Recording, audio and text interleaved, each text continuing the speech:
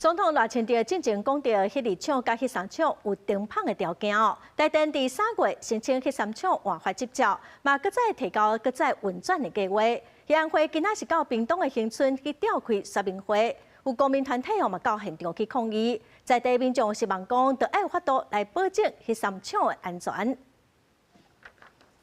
老旧核电，拒绝无解核废。发出口号，表达对政府拍算停放核三厂的不满。28早起10点，核安会伫恒春电工所要召开核三厂运转执照换发的地方说明会。公民团体以乡亲提早9点到电工所门口抗议，针对说明会举办无通知，和审查过程无一个官方证书，拢提出质疑，呼吁政府无应该继续推动运转审查。政府直接宣布已经符合重启的条件，然后我们希望1.5年到2年可以重启。这件事情在程序正义上面是完全不能被接受的。我要恳请赖政府不要自己打脸自己。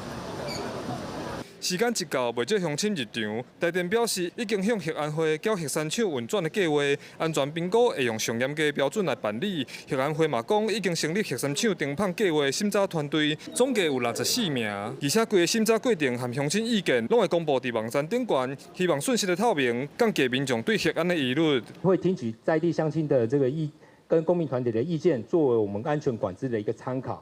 那相关的活动资料也都会公布在我们的核安会的网站。重启第一个就是核安没有问题，核安就是要靠这专业人员、技术人员来做。